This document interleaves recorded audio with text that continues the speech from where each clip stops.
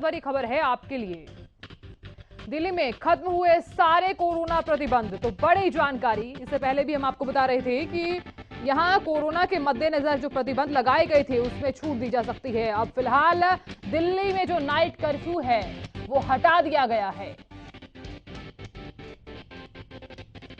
अब पूरी क्षमता के साथ बाजार खुल सकेंगे। बड़ी जानकारी दिल्ली वासियों के लिए राहत भरी खबर है। पिछले हफ्ते डीडीएमए की बैठक में यह फैसला लिया गया था। हरियाणा के बाद पूरी तरह से अनलॉक हुई दिल्ली। जी हां, एक राहत भरी खबर सामने आई है क्योंकि कोरोना के जो मामले हैं वो कम होते हुए नजर आ रहे हैं। दिल्ली में अब बिना रोक टोक के यात्रा कर सकेंगे यात्री। मास्क ना पहनने पर अब 2000 रुपए नहीं 500 रुपए का जुर्माना होगा।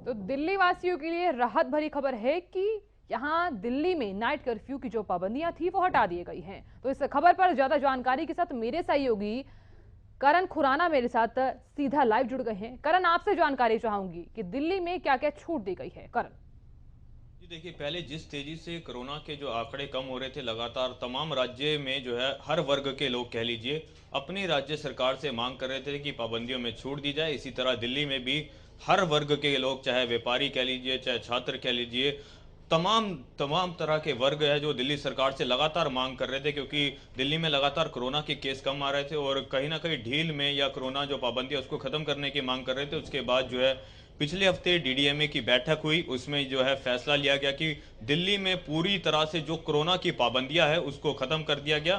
तो डीडीएमए की बैठक में साथ ही जो नाइट कर्फ्यू था उसको भी पूरी तरह से खत्म कर दिया गया। यानी कि जो दुकानदार लंबे समय से मांग कर रहे थे कि हमें देर रात तक जो है दुकान खोलने की अनुमति दी जाए, वो जो है अनुमति देते हुए नाइट कर्फ्यू पूरी तरीके से खत्म कर दिया। और साथ ही जो है रेस्टोरेंट हो चाहे होटल्स हो, उसमें भी अब 100% क्षमता के साथ जो है वो चलेंगे।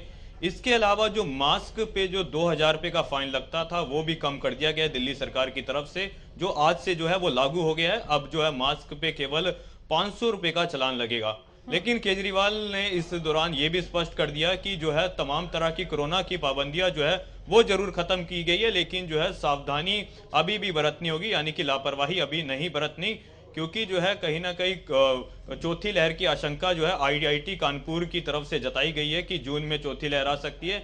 इस दौरान जो है केजरीवाल ने इसे देखते हुए स्पष्ट किया कि सैनिटाइजेशन और मास्क जरूर लगाए। पाबंदियां जो है पाबंदियों में जरूर छूट दी गई है। और जो क्लासेस, जो लगातार छात्र कह रहे थे कि उनकी जो है शिक्षा प्रभावित हो रही है ऑनलाइन क्लासेस की वजह से, इसको लेकर भी फैसला लिया गया है कि दिल्ली में जो है 1 अप्रैल से जो है ऑनलाइन जो पढ़ाई हो रही थी वो खत्म हो जाएगी। यानी कि अब 1 अप्रैल से ऑफलाइन कक्षा चालू होगी, जो कि छात्र लगातार मांग कर रहे थे कि ऑनलाइन क्लासेस की वजह से हमारी जो है शिक्षा प्रभावित हो रही है, हमें इतना ज़्यादा पढ़ने को नहीं मिल रहा।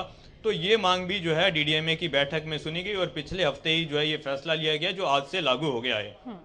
ठीक है करण, अगर मैं बात करूं, दिल्ली में हालांकि सारे प्रतिबंध जो हैं वो हटा दिए गए हैं, यानी कि छूट दे दी गई है।